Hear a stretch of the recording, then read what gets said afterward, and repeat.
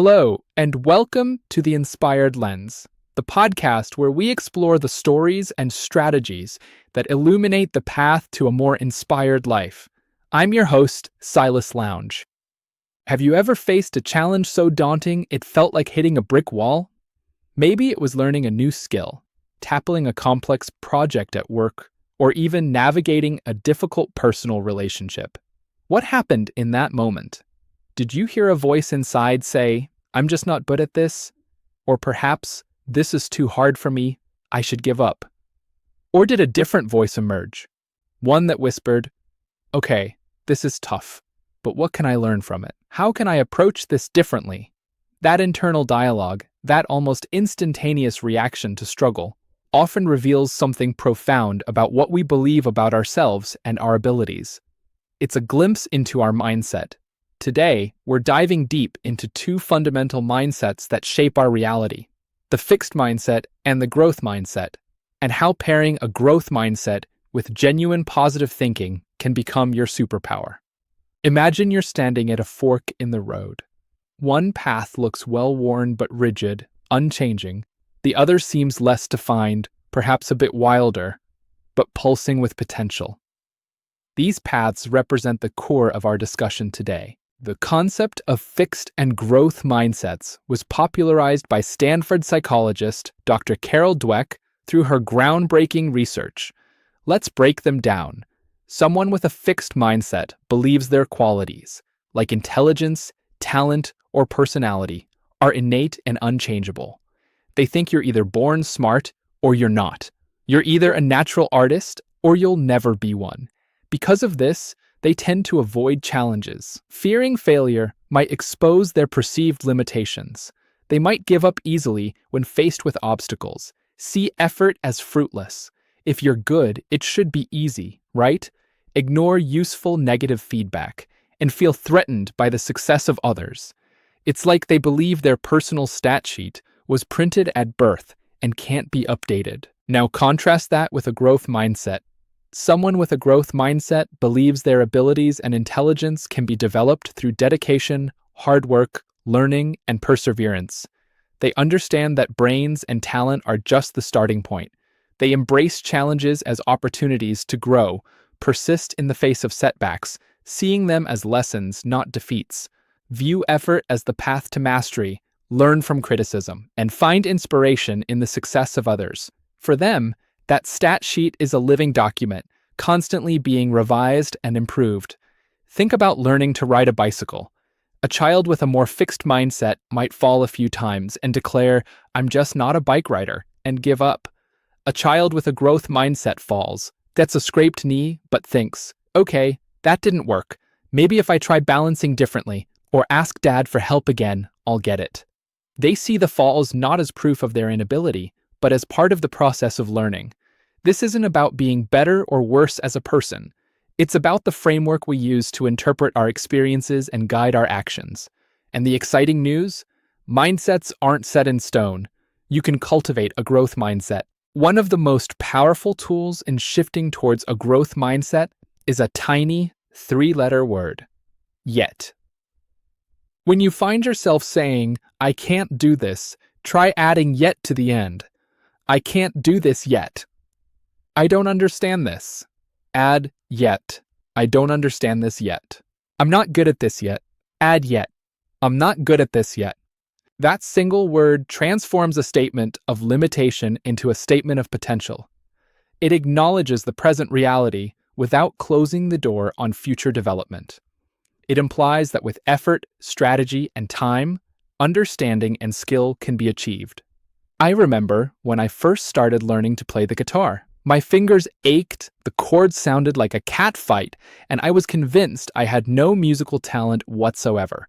I told my instructor, "I just can't get this F chord." He smiled and said, "You can't get it yet, Silas. Keep practicing, adjust your grip, and you will." It took weeks, maybe months, of frustrating practice, but eventually that F chord started to sing. It wasn't innate talent, it was persistence fueled by the belief that I could get it, even if I couldn't get it yet. This is where the growth mindset truly shines. It allows us to reframe failure. Instead of seeing a mistake as a catastrophe, A growth mindset sees it as data, valuable information. Okay, that approach didn't work. What did I learn? What can I try differently next time? It's about embracing imperfection as part of the journey, not as a final destination. Think of famous inventors. Thomas Edison famously said, "I have not failed. I've just found 10,000 ways that won't work when developing the light bulb." That's a growth mindset in action. Each failure was a step closer to success because it provided new information. Now let's weave in the crucial partner to a growth mindset, positive thinking. And I want to be clear here. I'm not talking about blind, toxic positivity, that relentless pressure to be happy all the time, ignoring genuine difficulties or suppressing negative emotions. That's not helpful, and often it's harmful. True positive thinking, the kind that fuels a growth mindset, is about maintaining a constructive and optimistic outlook, even amidst challenges. It's about 1. Realistic optimism, acknowledging that setbacks will happen, but believing in your ability to cope with them and find solutions. It's hoping for the best while preparing for the worst and knowing you can handle it. 2. Focusing on solutions. When problems arise, a positive thinker with a growth mindset doesn't just dwell on the problem. They ask, what can I do about this? What are my options? Who can help? 3. Practicing gratitude, actively noticing and appreciating the good things in your life, however small, can shift your overall perspective and build resilience. It trains your brain to look for the positive. 4. Self-compassion, treating yourself with the same kindness and understanding you would offer a friend when you make a mistake or face a setback. This is vital. You can't grow if you're constantly beating yourself up. 5. Affirming your potential, using positive affirmations, not as magic spells, but as reminders of your commitment to growth and your inherent worth. For example, I am capable of learning new things, or challenges help me grow stronger. Imagine 2 gardeners. Both face a sudden aphid infestation. The first gardener, leaning towards a fixed mindset and negative thinking, sighs, "This always happens to me. My plants are ruined. I'm a terrible gardener." They might give up, let the aphids win. The second gardener, with a growth mindset and positive thinking, observes the aphids and thinks, "Okay, aphids, this is a challenge. What are the best organic ways to deal with them? I remember reading about ladybugs or maybe a soap spray. I can learn how to manage this and save my plants.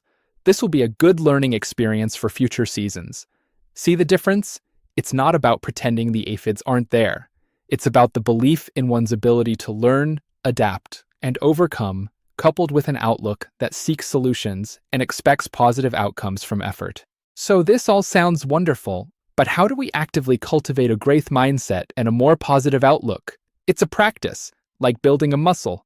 Here are a few actionable strategies. 1. Listen to your inner dialogue. Pay attention to that voice in your head.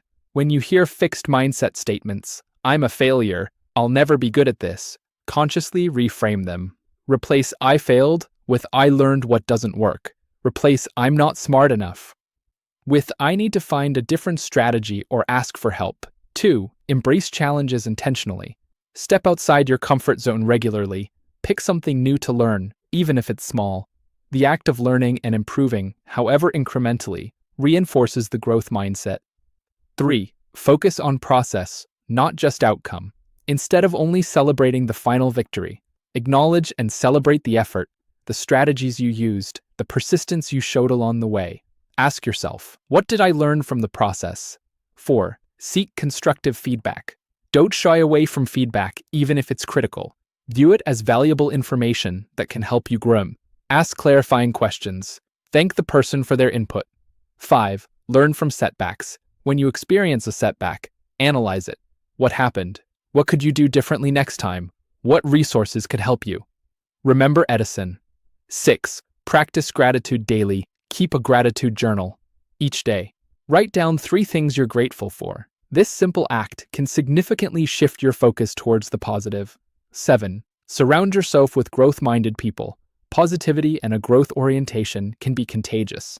Spend time with people who inspire you, who are also focused on learning and growing. One powerful story that illustrates this is that of Sarah, a home baker who dreamed of opening her own small bakery. Initially, her cakes were inconsistent. Some were delicious, others a bit disastrous. A fixed mindset voice whispered, "Maybe you're just not cut out for this, Sarah." But she loved baking, so she adopted a growth mindset. She started watching countless tutorials, seeking knowledge. She asked friends for brutally honest feedback on her recipes, embracing criticism. When a batch of cupcakes turned out like hockey pucks, instead of giving up, she meticulously reviewed her steps, researched troubleshooting tips, and said, "Okay, I overmixed. I learned not to do that again." Learning from failure, she started a small baking blog, sharing her journey, her successes, and her funny mishaps, embracing imperfection. She celebrated small wins, like perfecting her buttercream or getting her first glowing customer review from a friend. Slowly, her skills blossomed. Her positive outlook kept her going through burnt batches and critical comments.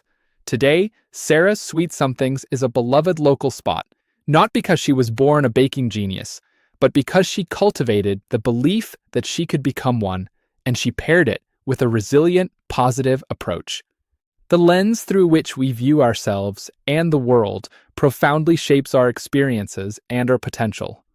A fixed mindset can feel like a cage, limiting our aspirations and our resilience. But a growth mindset, coupled with genuine positive thinking, throws open the doors to learning, development, and achievement. It's not about a magical overnight transformation. It's about a conscious daily choice to embrace challenges, learn from setbacks, and believe in the power of yet. It's about understanding that your abilities are not carved in stone but are like a garden. They can be cultivated and grown with care, effort, and the right nourishment. Key takeaways. Recognize the difference. A fixed mindset sees abilities as static. A growth mindset sees them as developable. Embrace yet. Add it to your self-talk to open possibilities. Reframe failure. See it as a learning opportunity, not a definition of your worth. Cultivate true positive thinking. Focus on realistic optimism, solutions, gratitude, and self-compassion.